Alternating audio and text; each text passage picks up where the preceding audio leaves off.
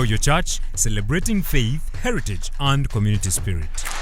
Today in Know Your Church, we journey to Western Uganda, where we explore the rich history of Bunyoro-Kitara Diocese. Established in 1972, the diocese is part of the Church of Uganda and was carved out of Rwenzori Diocese. The history of Bunyoro-Kitara Diocese. To uncover the story of this remarkable diocese, we spoke to the Right Reverend Samuel Kahuma, the retired Bishop of Bunyoro-Kitara Diocese. He takes us back in time to when the entire Bunyoro Kingdom was just a single archdeaconry, the Bunyoro Archdeaconry. It was carved off from Rwenzori Diocese, which is our mother diocese. For a long, long time, Bunyoro was an archdeaconry. The whole of Bunyoro, including Masindi-Kitara Diocese, we were one archdeaconry, and it was called Bunyoro Archdeaconry, with a headquarters in Hoima.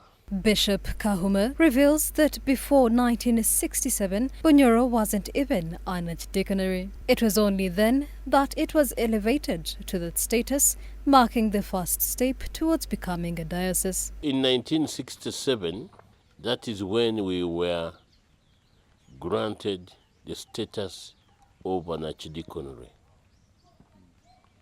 which means the entire Bunyoro was less than an archdeaconry before 1967, and the first archdeacon was called the late Reverend Swizini Nyarubona. Amazingly, within just 5 years, Bunyoro Archdeaconry grew into a fully fledged diocese, Bunyoro-Kitara Diocese, in 1972. But before that, Bunyoro had the unique privilege of hosting the late Bishop Yustus Ruhindi, who at the time was the assistant bishop of Rwenzori Diocese, though residing in Bunyoro. When we begin as a diocese in 1972, we are beginning after we have spent 5 years as an archdeaconry. And then Bunyoro is granted the status of a diocese. We had a bishop who was resident in Hoima from 1967,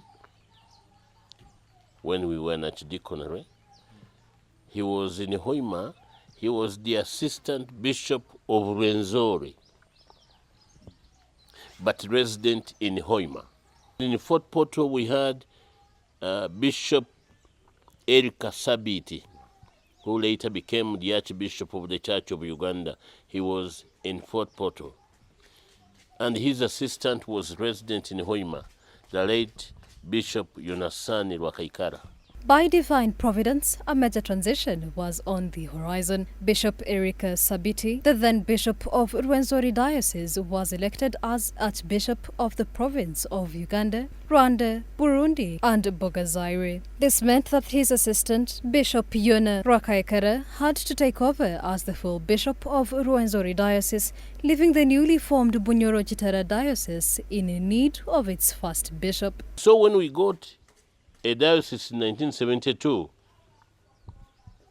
Rwakaikara was promoted to become a full bishop, but not a bishop of Bunyoro-Kitara, where he was coming from, a bishop of Rwenzori.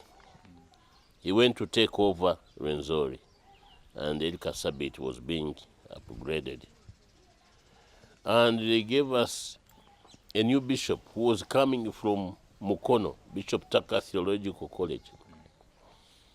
And he was consecrated in Namirembe.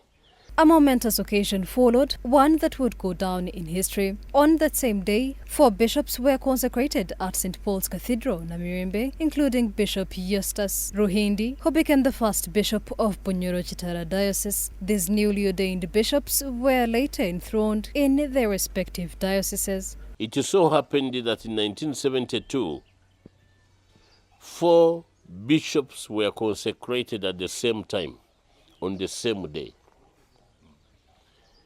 in Namirembe Cathedral. These were Bishop Yustus Ruhindi, Bishop Cyprian Bamoze, they are all may their souls rest in peace. Bishop Yona Okoth, who later also became the Archbishop, and they were enthroned on different Sundays, one by one, in their respective dioceses.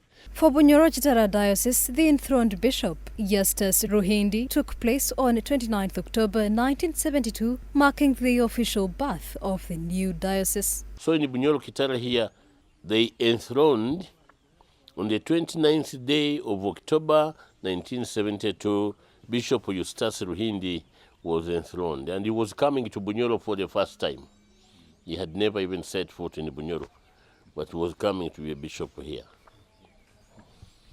He was loved so much being the first bishop. And I was privileged that very year, enthroned on 29th October, but the following month, on the 23rd of November, he confirmed me. At its inception, the diocese was vast, covering the entire kingdom of Bunyoro, yet it had only 15 parishes and just 16 clergy members to serve the faithful. You can imagine, by that time, the whole of Bunyoro, including Bunyoro-Kitara Diocese now, had only 15 parishes.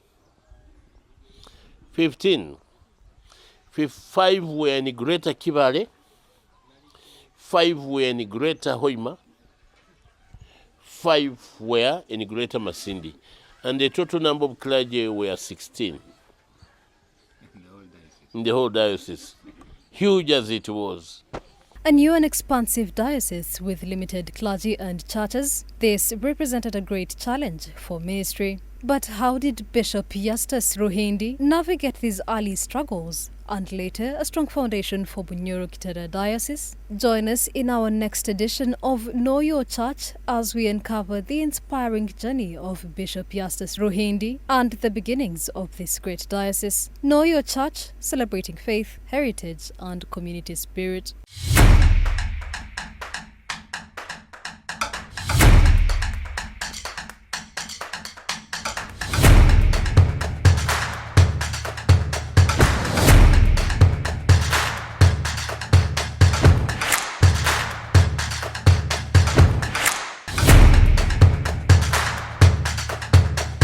Know Your Church, celebrating faith, heritage and community spirit.